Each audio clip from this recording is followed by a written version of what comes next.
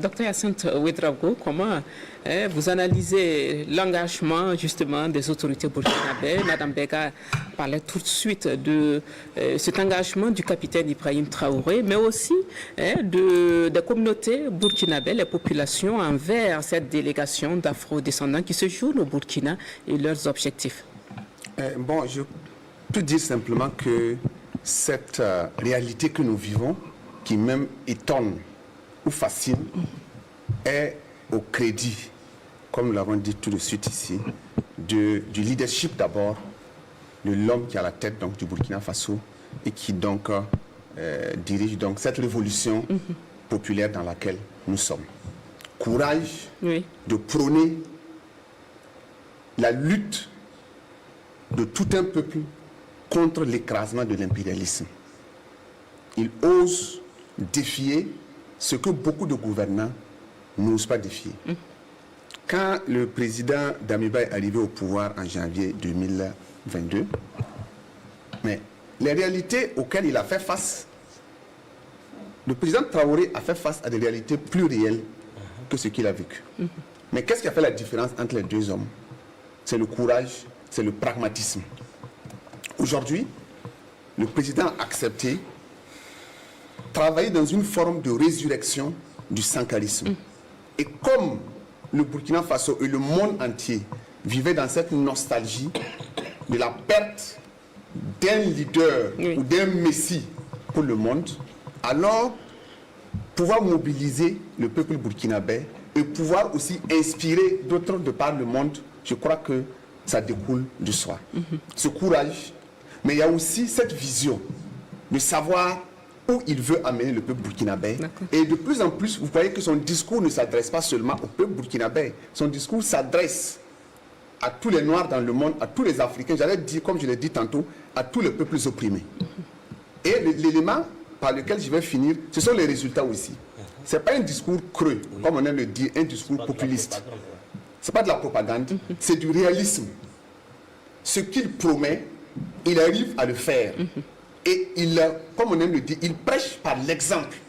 En 3 ans, les résultats engrangés par la RPP à tous les niveaux, au niveau sécuritaire, au niveau du développement économique, au niveau donc de comment mettre en place une économie auto-centrée, qui ne dépend pas de l'aide, des PTF et autres, de l'aide, comme on aime le dire, de l'aide qui ne nous aide pas à nous passer de l'aide. Tout ça, on avait prédit le chaos si les troupes françaises partaient, si on perdait donc le soutien financier de la France et de beaucoup de partenaires. Mais depuis 3 ans, on est en train de leur montrer, trouver le contraire. Donc ce sont les résultats aussi qui sont au rendez-vous. Et tout ça, le monde ne peut pas rester indifférent. Et je crois que nous sommes dans une ère nouvelle. Et l'avenir nous dira. Merci beaucoup. Je vous donne la parole, M. Bayala. Vous avez déjà abondé dans le sens du sujet qui vient d'être évoqué par vos prédécesseurs. Alors, je vous pose la question, en quoi le séjour des afro-descendants au Burkina peut-il contribuer à renforcer la mémoire, la solidarité et la liberté partagée entre le Burkina et cette communauté-là? Oui, c'est d'abord aussi, il faut insister là-dessus, cette communauté noire dans le monde est témoin de ce que nous avons souffert en perdant Amilcar Cabral, en perdant les héros historiques de l'autodétermination africaine.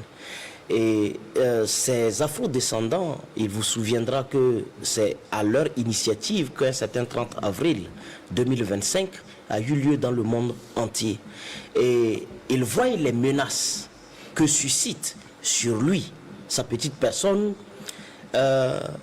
pour le courage qu'il incarne, le président Ibrahim Traoré. Et on voit des gens comme Michael Langley dire à demi-mot qu'on lui fera ce qu'on a fait à Sankara.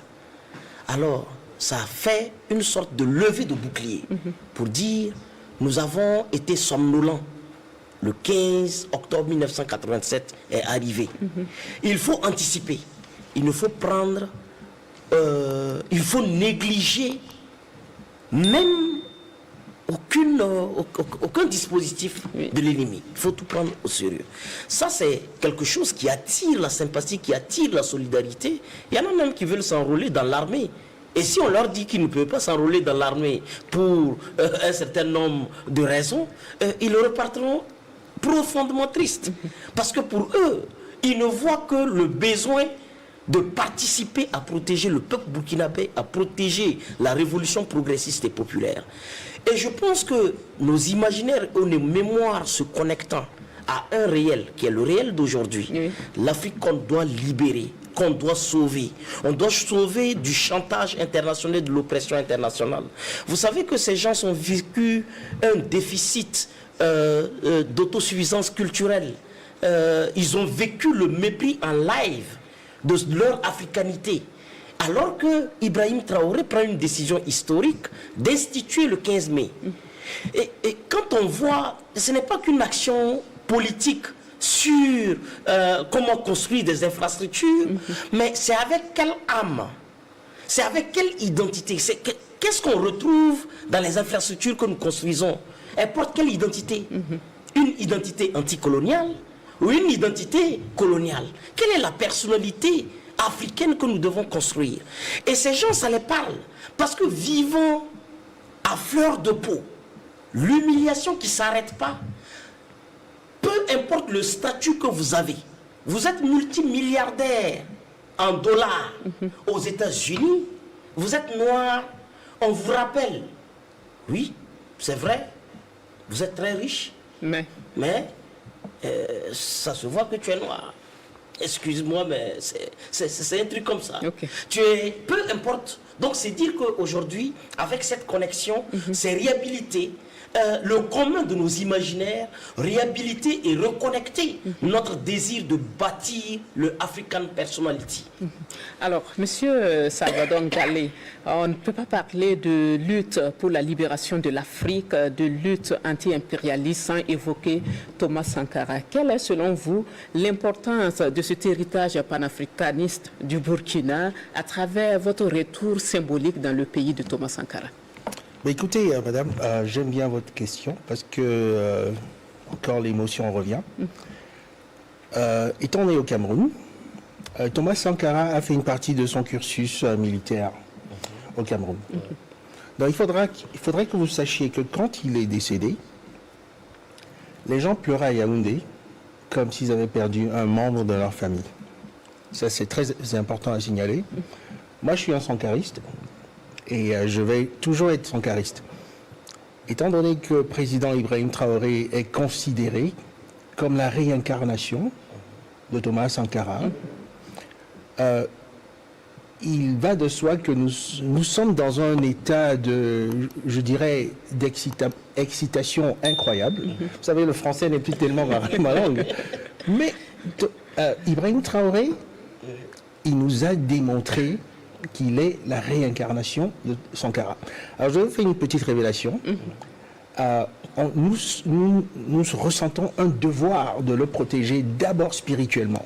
Parce que, vous savez, je vais utiliser des mots africains, les Mundele. Nous vous écoutons. Les Mundele, les Bakala, les Toubab. Quand ils nous attaquent d'abord spirituellement. Je vous parle en connaissance de cause parce que j'ai grandi avec eux.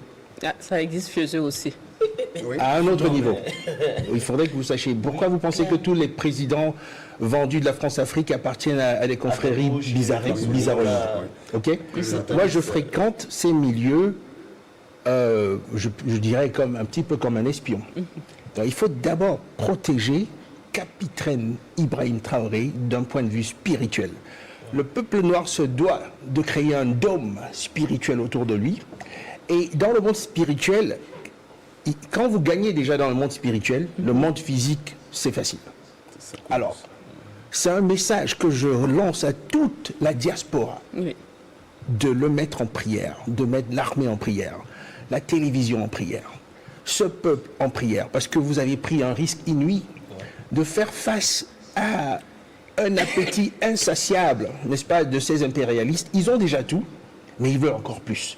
Moi, je vous dirais, je fais beaucoup plus confiance à un lion qui a le ventre plein, parce qu'il va me laisser tranquille. Mais eux, même quand le ventre est plein, ils veulent encore manger tout ce qu'il y a dans la savane. Je n'ai jamais vu un appétit aussi gargantuesque. Alors, président Traoré, nous le protégeons d'abord spirituellement. Nous le protégeons physiquement. Nous sommes 700 personnes ici, mais ça c'est rien, ça c'est une goutte d'eau. Oui. Je vous promets que quand je rentre des États-Unis, Nathan Bega parlait d'échantillons. un échantillon. Je vais lancer une initiative. Vous ne connaissez peut-être pas Louis Farrakhan, c'est un grand activiste américain. Il avait fait une marche de 1 million de personnes, je crois que c'était à New York. Par la grâce de Dieu, nous allons faire une marche de 1 million de femmes et d'hommes pour soutenir la grandeur, l'ampleur, la quintessence et en anglais on dit relevant. La pertinence. La pertinence, merci monsieur, monsieur Gervais, la pertinence de son excellence Ibrahim Traoré, qui est vraiment le fer de lance de l'espoir du peuple noir. Merci beaucoup. Et nous allons à présent parler du contenu de votre séjour au Burkina. Et on va dire que le programme, il est riche, il est varié. Alors, il y a eu des conférences, il y a eu des rencontres officielles, il y a eu même un dîner où vous avez eu l'occasion